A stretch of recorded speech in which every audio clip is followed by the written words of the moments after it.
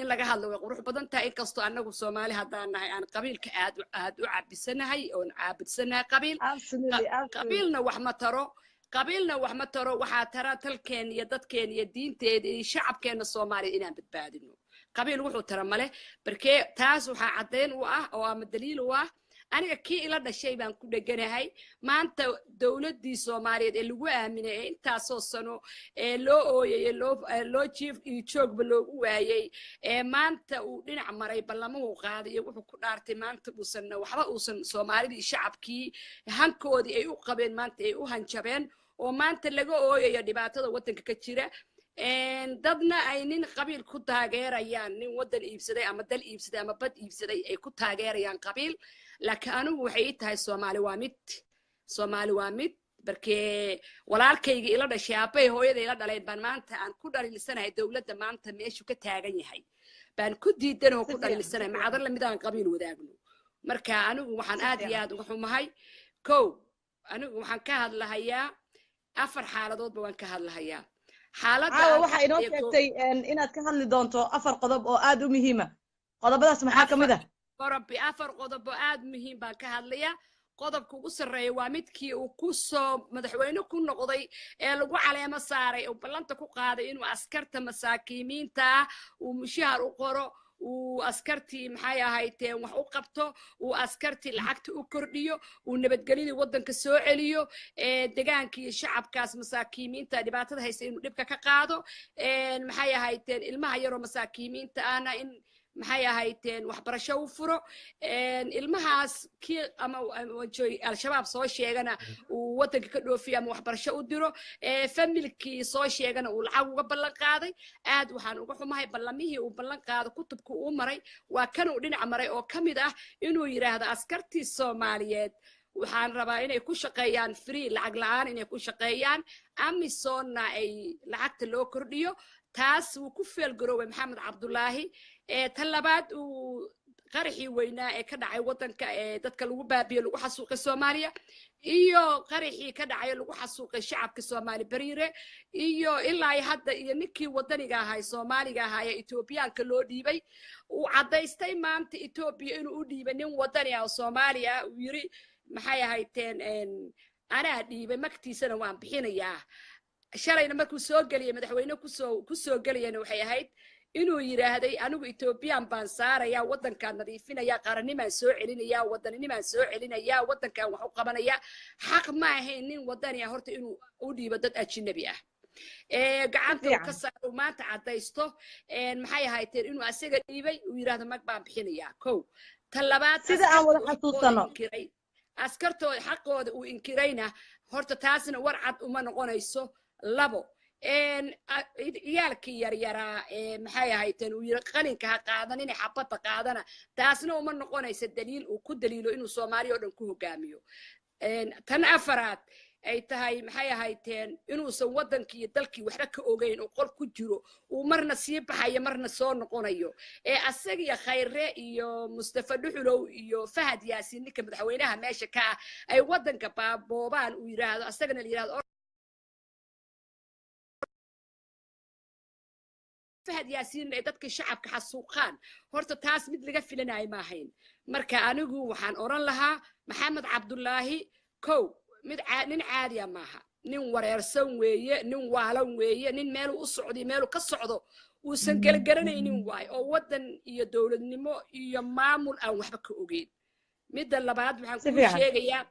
maanta waxa cajiib ilaaha shirki uu ka qayb galay midowga carabta ee muslimiinta ee Turkiga lagu dhigahayay annagu ma Ciraaq baan nahay mise Soomaali baanu nahay calankii Soomaaliya xitaa mu ag fadhiyo calankii Ciraaq buu ag fadhiya taa waxa cadeen waa Soomaalida cadeen u noqonaysa ninkaan inuusan caadi ahayn ninkaan inuusan normal ahayn ninkaan inuu shacabkii baabi'iyay inuusan dawladda idilay hadaan ka dhex galo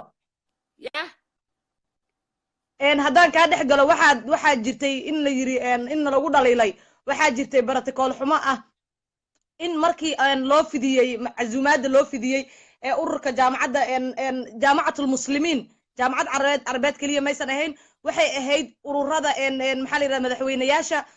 ay midayso jaamacatul muslimiin ay midayso oo wadamadooda ay ku nool yihiin dadka muslimiinta ah si ay uga hadlaan arrimaha qudus waxaa jirtay dhaliil ah in aysan isi soo diiwaan gelin waa loo diray email baa loo diray in aysan emailka kasoo jawaabinin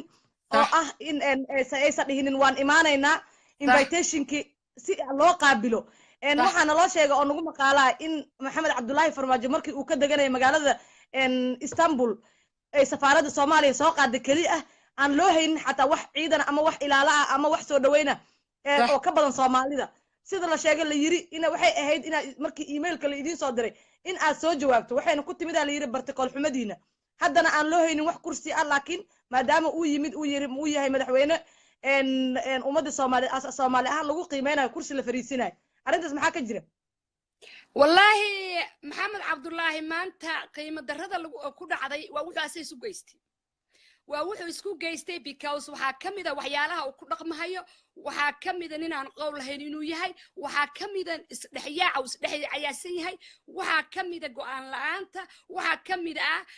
شيء ملهن حتى نين هن حتى معهن هن حتى ملهن because نيك مركو هن ليه هاي وإنه مدحني مديسة وشرف كلية هاي وإنه هن كلية هاي وإنه قدرين كرا وإنه قيمة ليه هاي محمد عبد الله نين قيمة لمرة نين دول كيالو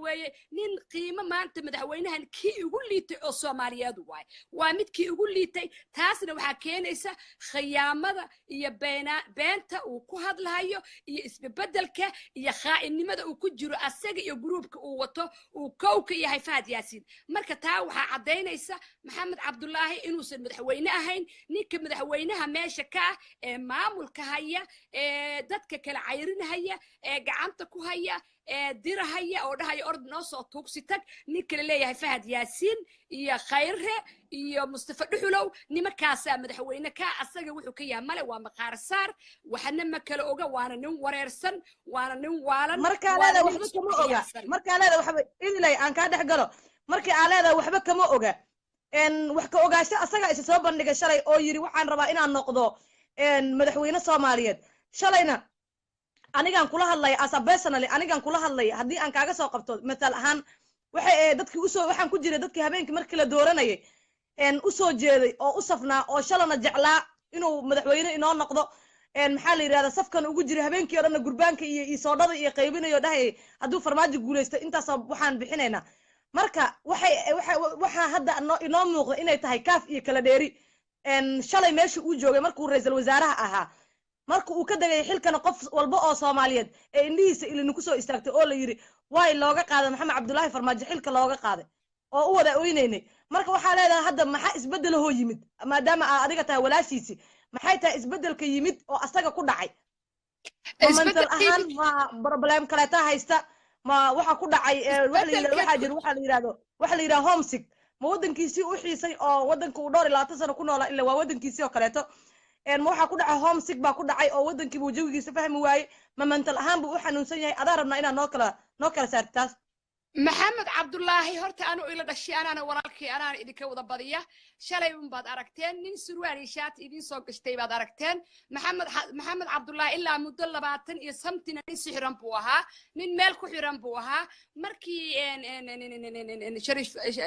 شيخ شريف لوكين هاي نين لوصح لي بوها nin wuxuu ahaa sheekh shariif la shaqaynayay hawshana waxa wada sheekh shariif asaga ma wadin ninka nin sixran waa nin iska socda waa dharka waa loo geliyaa waxa la yiraahdaa su'aal yiraahdaa waxaasa ku dhahaynaa sameey baa la yiraahdaa ninka nin fiyow ma aha nin sixran waaye nin la hogaaminayo weeye nin aan go'aan lahayn waaye nin wareersan waaye nin wuxuu ku hadlayaan kala aqoon waaye nin been badan waaye oon ahayn nin maxay ahaaytay run aqoonin nin fariisa kala hadhaya weeye nin khaa'ina weeye oo khaa'in wadana weeye Maxamed Cabdullaahi waana nin waalan ninka hadduu waalan yahay joy dawlad laguma aamini karo taasna waxaa daliisheeda ah intuu dawladda hadda hayay sidoo ku dhaqmahayay dhaqanku ku jiray iyo sidii shalay lagu soo doortay oo Soomaali oo dhan ugu ooyday midna Soomaali kama aysan helin mid ay Soomaali ka heleen ma jirto iyo Soomaali wuxuu qabtay marka Maxamed Cabdullaahi iyo groupkiisa waxay u yimaadeen qaaliyay walaalo waxay u yimaadeen in maxay ahaaytee waddanku boobaan inay dadka shacabka laayaan inay waddanka xasuuqaan inay waddanka cadaawo u keenaan inaysan nin walbaba jeebkiisa calooshiisa uu ka hadlo waddaninimana aysan jirin facebookaanad arkaysid xitaa dad bay lacag ku soo siiyaan inay dadka caayaan aflagaadeeyaan waa lacag masaakiimiinta canshuurtii laga qaadayay ayay dad siiyaan marka asaga dibadda diyaaradda uu ka dhigtay gaariga diyaaradda uu gaariga ka dhigtay waa diyaaradda wuxuu gaari uga dhigtay shaqaa loo diraa inuu lacag inuu tuugsi tago uu lacag adduweynaha ka soo tuugsado kabacdina lacagtii la wada cuno oo qayriinka lagu wada cuno tuugga hadduu maxamed cabdullaahi nin fiican yahay tuug waddanka maxay ahaydeen oil gas oo maxay ahaydeen tuugaha oo laga wada og yahay khayre wuxuu yahay oo newska laga sheego oo maxay ahaydeen semen oil ku jiray oo tuuga horta prime minister ma ka dhigteen maxamed cabdullaahi hadduu nin fiican yahay hadduu waddanka sharaf ka rabo hadduu wanaag ka rabo nin wanaagsan oo wada shaqayn yeeshaan oo maamulka wada shaqeeyaan oo dadka shacabka iyo dadka iyo diintaba badbaadiyo keensan lahaa ma keenin tuug farihiisa kala xadahaya tuug maxay ahaydeen waddanka iibsanahaya tuug waddanka iibsanahaya tuug jaajuuska tuug aan maxay ahaydeen dumaanimo iyo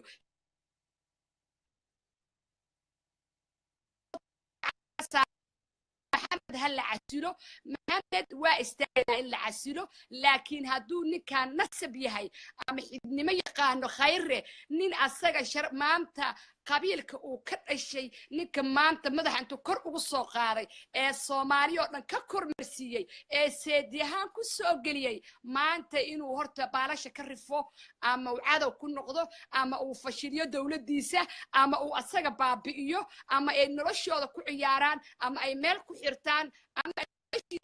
meel uga dhacaan ay wasaqeeyaan ee burush xarar kula wareegaan horta ma istaahin maxamed cabdullaahi laakiin doqonku baa la yiri doqonku markii uusan dad lahayn doqonka markuu lahayn famil doqonku markuusan lahayn qabiil doqonku markuu lahayn ehel ee sumad laawa yahay qof kasta dusha ka soo furay maxamed cabdullaahi maanta doqonku qabiil ma lahayn waxaadan u dhihin ninaan horta barsu ninaan sumad lahayn ninaan lahayn ninaana qabiil lahayn ninaana ehel lahayn sumad laawuu noqday maxamed cabdullaahina taa waxa u keenaya doqonnimadiisa u keenaya barkee ninka ragga waa inuu famil ka soo jeedaa waa inuu ehel leeyahay waa inuu walaal leeyahay nin gurigiisa reer farmaajo reerki familki waa asaga ka dhashay hagaajin waaye intaasoo Soomaali ma hagaajinay maxamed cabdullaahi ninka waddanka baabi'in doono weeye maxamed cabdullaahi ninka waddanka askarta hadda xasuuqeeda loo soo istaagay askartii dalka ilaalinaysay ee dalka hogaaminaysay in la xasuuqo maxamed u soo istaagay marka anigu waxaan oran lahaa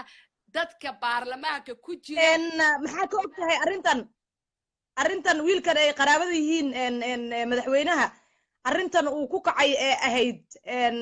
inuu beelo Soomaaliyeed gooni u aflagaadeeyay uu yiri waxaa jira 8 nin oo isku qabiil ah oo hal wasiir inta la siiyay 8 kalena ay banaanka la taagan yihiin dhagaxyo ma la dhihi karaa asaga naftirkiisa wuxuu ahaa qof la soo dirsado la soo adeegsado la yiri noo hadal ama madaxweynaha soo adeegsada ama qof kale soo adeegsaday no hatta ku sheegay marka arrintaana kaaga jawaabay dhigayso ninka baarlamaanka ku jira ee ka hadlay horta baarlamaanka qof kasta wuxuu rabo ka hadli karaa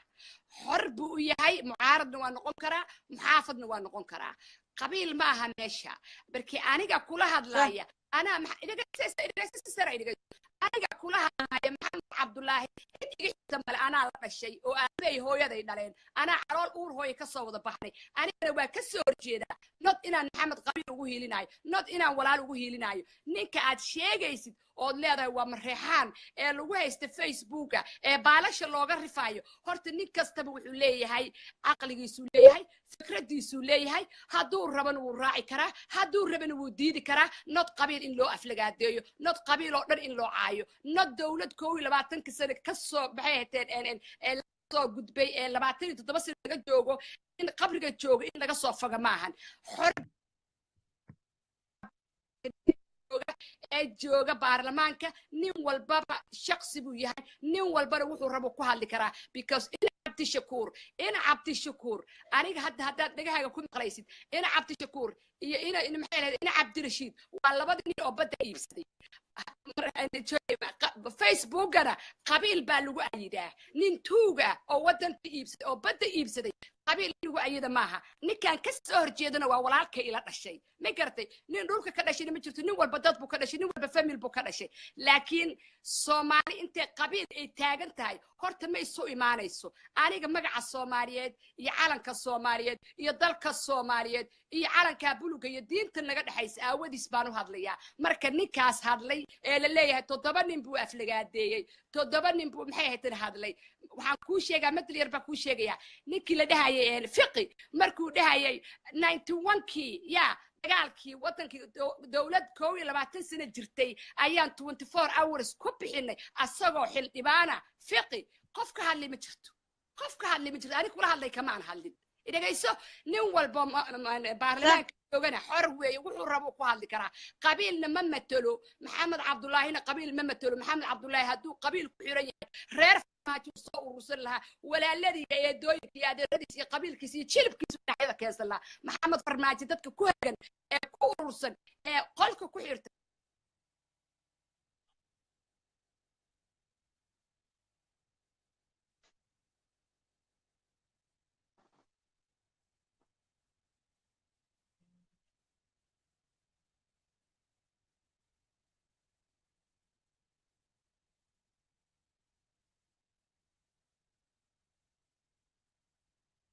سفيعا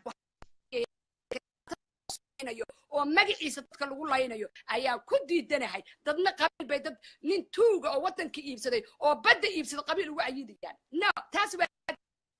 waa ka diiday because aniga ninkaan ila dhashay oo horjeedo dad inay qabiil nin ugu ayidaan oo khayra wadan ahayn oo wadanka iibsaday waa laga qaldan yahay Soomaali intay qabiil dhex taagan tahay wax u hagaagay male laakiin maalintii Soomaali qabiil tuuraan oo anigoo kala noqdaan ay Soomaalinimo u soo biyashtaan Soomaalinimo la isugu imaanaya laakiin intay qabiil ay Soomaali hagooga yihiin wax isu imaanaya male nin kasto baarlamaanka joogana xor buu yahay dawladda waa raaci karaa waa diidi karaa caloosha loo soo buuxin karaa laaluush baa la siin karaa waa raaci karaa waa diidi karaa meel dhaxad baro nin kasta xor buu yahay laakiin waxa jirtay mooshin hadda mooshin in laga keenay walaalka maxamed cabdullaahi farmaajo in mooshin laga keenaa jirta hadeertaan arrintaas maxaa ka ogtahay maxamed cabdullaahi waa anaaba diyaar laaba oo dawladdiisa aaqitaankeeda ay tahay bishan soo socotay January idagayso aniga raalli ugu ah maxamed cabdullaahi dalka iyo dadkaba in laga qabto in mooshin laga keeno in laga tuuraana raalli ugu ah barkee khaain wadan waaye wadanka magaciisa lagu baabiinaya wadanka intuu hayayna dadka waa lagu xasuuqay qarax aan dhamaan baa jirto nin wataniya lagu dhiibay maxamed cabdullaahi been buu ku soo galay mas'uulkii loo dhiibay kama uusan soo bixin aniga waxaan oran lahaa oo baarlamaanka ka oran lahaa maxamed cabdullaahi waa in laga tuuraa kursiga haddii wadanka la rabo in la badbaadiyo dadka shacabka anaaba diyaar laah haddii maanta la yidhaho birri baa laga tuuraya wallaahi been ma kuu sheega anaa meesha ka alalaasaya because maxamed waa khayral wadan maxamed waa maxay hayteen waa nin waalan maxamed cabdullaahi nifiyow ma aha maxamed cabdullaahi nin sumad laawa weeye maxamed cabdullaahi nin gurigiisi soo hagaajin waaye guri kalena ma hagaajinayo gurigiisi reer farmaajaa wasakh ah soo hagaajina intaas waxaan leedahay tiisa daryeelaa tu kala ku dara tiisa daryeelaa tu kala ku dara miyaana leedahay tiisa daryeelaa dad ku dara xaguu ku ogyahay ilmihiisi maanta ku ogyahay maxamed cabdullaahi waa asaga diyaaradda ka dhigtay baabuure ee sii socda lacag loo diray oo la dhahay noo soo tuugsi tag ee koofiyadda sixirka lagu akhrisaday loo saarinaye ilmihiisi xaguu ku ogyahay reer cabdullaahi xaguu ku ogyahay dadku ka dhashay familkiisi xaguu ku ogyahay aawa dadkii halaa soo la ekaysiistay maxamed cabdullaahi wadan ma maamuli karo khayral waxa weeye maxay hayteen khayral wadan weeye khaa'in weeye maxamed cabdullaahi oo wadanka laga ridina wadanka ma badbaadayo maxamed cabdullaahi iyo tuugada inoo sheegtay siday damacsan yihiin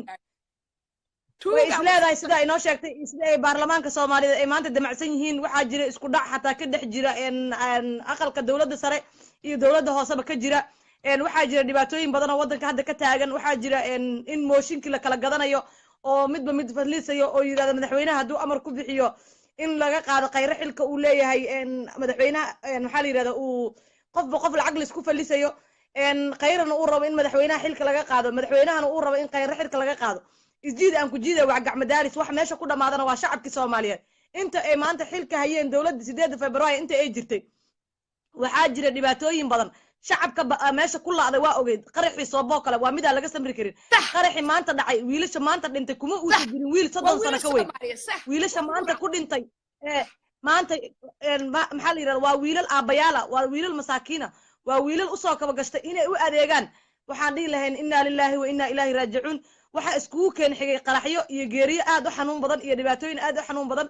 waxaan leenahay waxay taasi ku timid xisaab la'aanta xasuuqa shacabka iyo xisaab la'aanta dawladda waxaan ugu magac darnaa barnaamijkaas waa intaas waxaa jirtay in ay ku la'adeen dad ka badan 800 oo qof haddaysan gaarsiinin 1000 qof qaraxii Soobe arrintaas maxaa ka ogtahay dhageyso markaan ku sheegay marka arrintaas waxa kooban ku sheegaa horta arrintaas maxamed cabdullaahi ayaa mas'uulka ah qaraxii Soobe maxay ahaayeen dadkii lagu laayay maxay ahaayeen Soobe qaraxii ugu xumaa ee Soobe ka dhacay bariira dadkii lagu laayay askartii maanta la laayay ninkii Soomaaliga ahaa ee cadaawaha loo dhiibay kulli dambigiisa maxamed baa iskale kulli maxamed baa iskale because waxa la yiri ninka abeeso koriyow adaa u aaye khayre asaa koriyay markii abeeso soo gashtay hoosta abeeso ayuu dadkii iyo familkiisiba uga soo go'ay asagoo sixran oo meel u socda kala aqoonin oo meel u jooga kala aqoonin oo wuxuu ku hadlay ka aqoonin oo meel u maray aqoonin ya dharka loo soo galiyaa koofiyad cad loo soo galiyaa diyaarad buu ka dhigtay maxay ahaayeen baabuur buu diyaaradii ka dhigtay Soomaali ma maamuli karo waa in la iska qabtaa waa in iska dejiyaa waa in ninkan maxay Soomaali laga qabtaa waa in ninkan la iska casilaa kow talabaad waxaan ku sheegayaa kursigu ku fadhi waa 4.5 kursigu ku fadhi waa 4.5 forkii dadkii laaxitaa maanta meel cid looga diiday markay kursiga waxa isku haysta marusade khayra isku haysta labada kursi may garatay forkii xitaa wuu xaqiray dadkii iska laaxitaa uu ka xaqiray maxamed marka ani waxaan oran lahaa kursiga 4.5 weeye maxamed dawladdiisa in la rido waa ku taageeraya baarlamaankana waa ku taageeraya markaad labada kursi markaad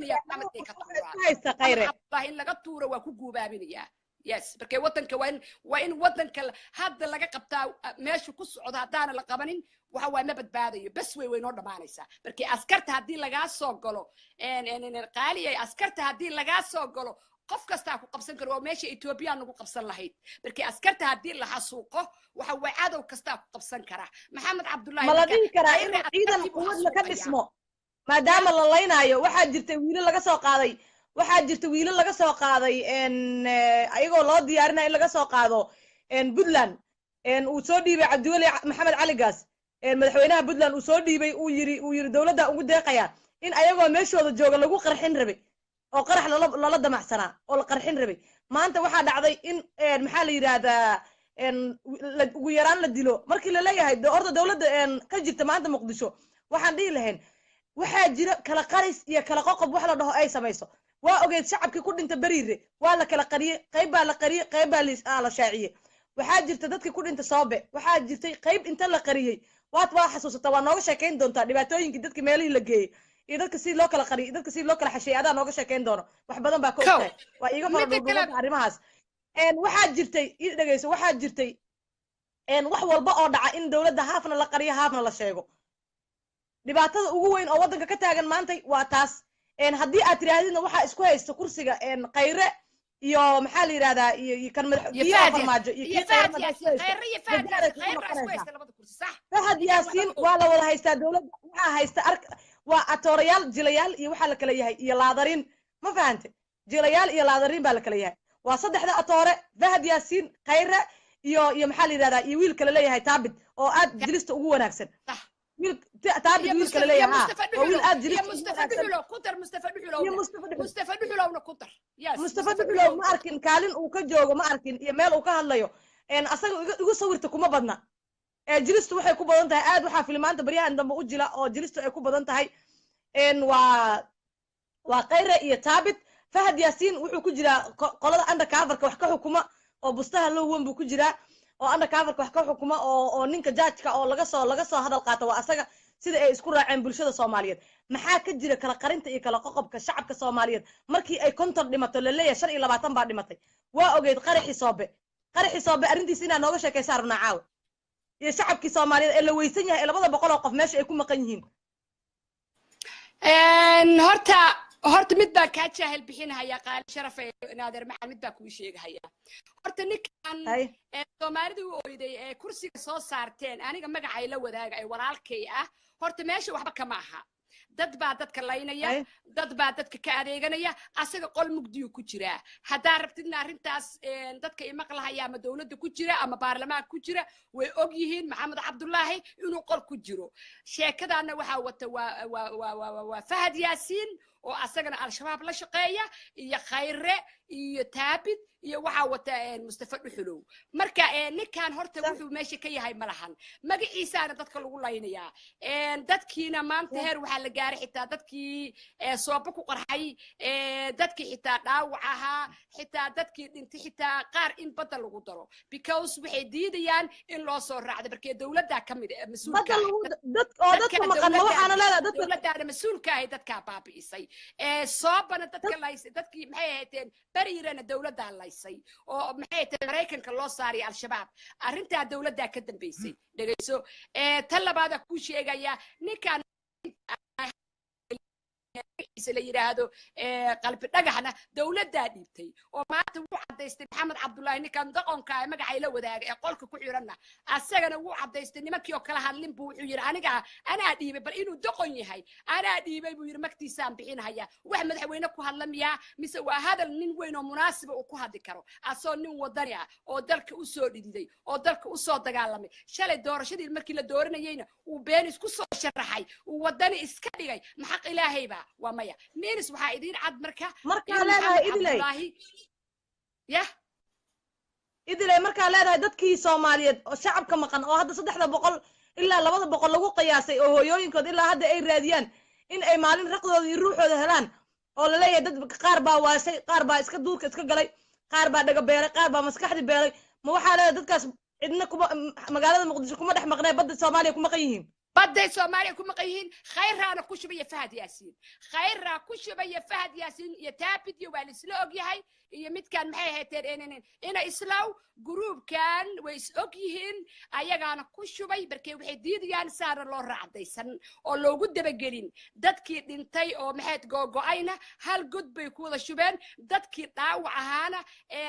محيط الإسبتالة يداوي كيلو كري العقتين والعقت أي China iyo meelahaas hantida ku sameeysanay boobayaan boob bay u yimaadeen oo guryaha ku sameysteen oo makiinadii xitaa dharkii askarta lagu toli lahaa xitaa warshadii ay China la aadeen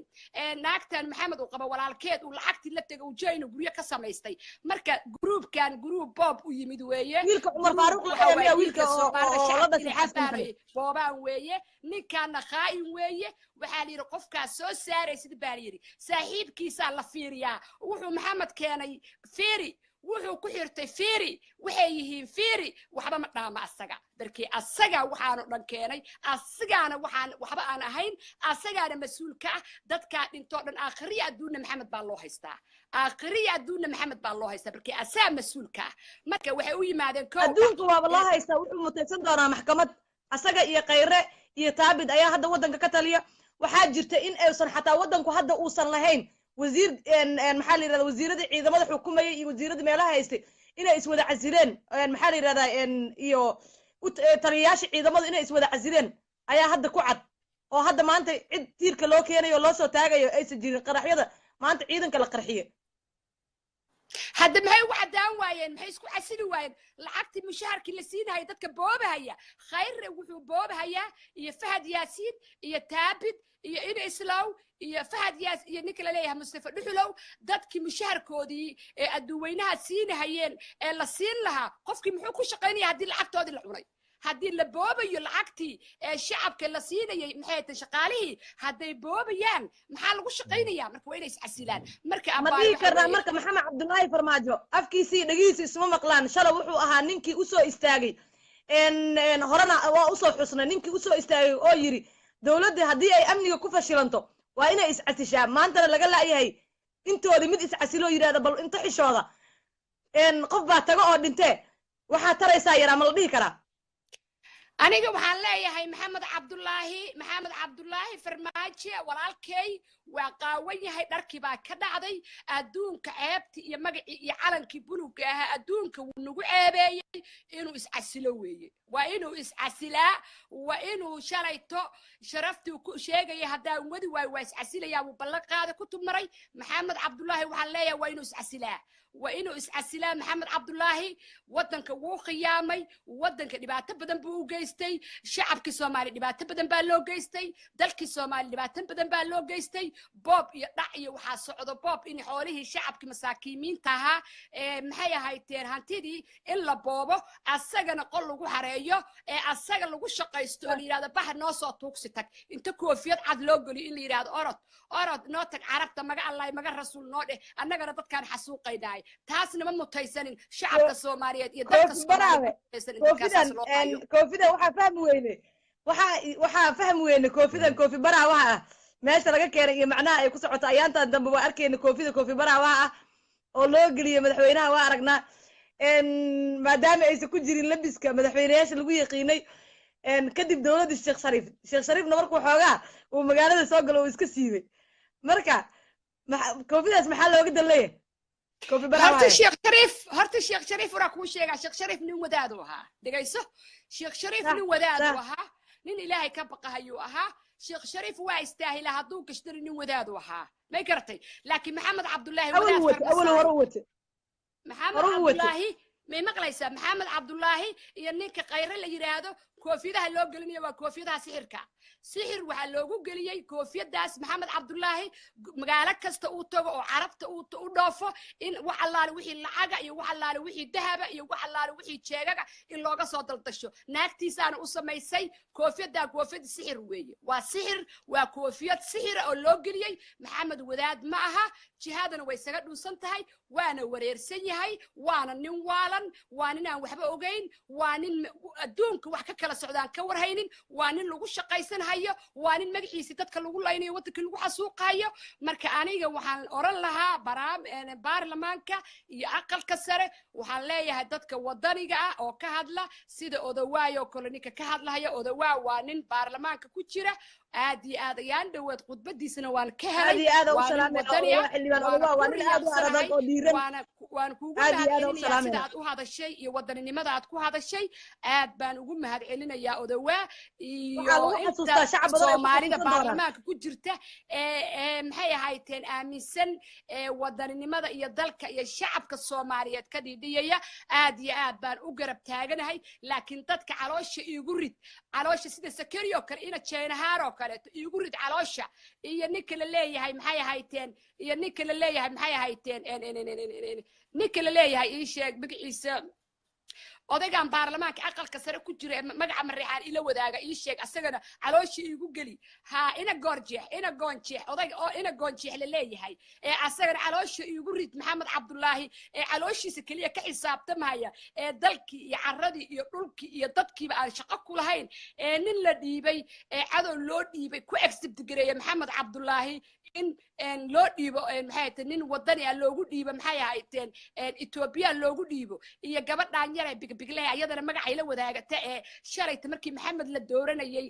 ugu ridaysay xasan sheekh ay diiday xildhibaanada kamid aheed ay diiday inay maxamed ugu rido maanta dhahaysa yaa daarooda kursiga waxa looga tuuraya qabiil maxamed kursiga qabiil loogama tuuraya maxamed shaqadiisu ka soo bixi waayay maxamed qayn wadan buu noqday maxamed beenaal uu noqday maxamed dadkii shacabkii iyo dadkii dalkii buu baabi'inaya wuxuuna u keenay dad dhacayo boobiyuun u keenay maxamed wadani ma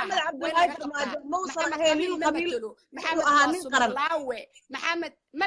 magacii farmaajona waa ceebaya maxamed kursiga ha ka tago wuu qaawan yahan leeyahay waa walaalkay ha ka tago kursiga hadduu ka tagi waayana waxaan aad iyo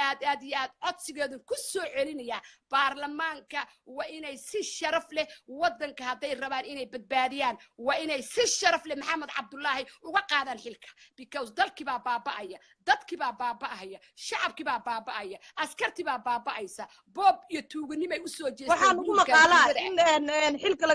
qaadis lagu sameyn doono 14 January arrintaas maxaa ka jira maxamed cabdullaahi farmaajo arrintaas 14 January waa ku faraxsanahay waana ku soo dhaweynayaa gacan furinaan ku soo dhaweynayaa maxamed hal isdhaafiyo محمد هلا إسدافيو جروب كيسة هلا إسدافيو ودنك وحبو مهيان ودنك ويلدجن ودنك ويبابئين ودنك ويبابن ودنك ويدعن شعبك ويلاين أسكرتي ويلاين دتكي شقالي شقينا هي العكتي ويكترتن أيها بابي والعكتي دعها دلكي ويبسنويان دلكي عدو ويسوه جامين هيان وإن سيدا وجود قسيمة بدل محمد عبد الله لو قد تشيال إسكاي قبطه تاكلو كل شيء يا أن إلاوي نين اللي يراهدو إن الشيخ أبو بكر مدحتو يدا قلوا قسمي كو قيلة كو خلاوي الشيخ أبو بكر الشيخ عشا فهد أدير كيسة وحن فرين هل كانوا بس وفريا الشيخ أبو بكر وكو اوغاي waxaad ku haysid madaxtooyada waa ku ogahay inaad qolta gantahay waa ku ogahay inaad ku qayshid waa ku ogahay inaad maxay hayteen ku khilaawaysid sheekh Abu Karow hadii lagugu soo fariisiyay inaad Maxamed Cabdullaahi sixir aad adigan dhinac kula baabiisto sixir ugu haysid Fahad Yaasiin reerahan mursadana labada dhinac sixir ugu wadaan horta nin Ilaahay ka baqahayo waa inaad noqotaa nin waxa ku jirta waa inaad ka baxdaa hadaad Ilaahay ka baqaysid Maxamed Cabdullaahi waa sixiran yahay Quraan saar قرآن صار هداد إلهي كبقيسد والرسول كيسنا كبقيسد وحان كلها هدي سمينا وحا سمين كرا حاس كفرماجو لكن كرب ان بيلها عربابين او قفول بكو جيرو ها عربابين وحا كوشيكتا ان هدي وحلا سمينا اما وحلا قصي اما وحلا هليي ان قف غونيه تلمام لكن هنو عربابين قبل تاسا كا عدسن لها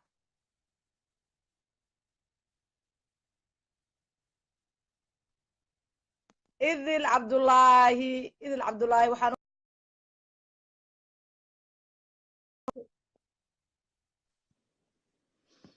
إن وكرر لقلنا إن محلي هذا ولا لهن صومالي وكرر لقلنا وكسوع علين دورنا إذل لم كسوع علين دورنا دب كسوع علين دورنا إن عاوي سبرايسي كلنا وإذن هيا ضد بدنا عاوي إنه مرتي برنامجك ما هنكليه إذل إنه نوجب إن إذل كليه إنه نوجب تهاي مرتي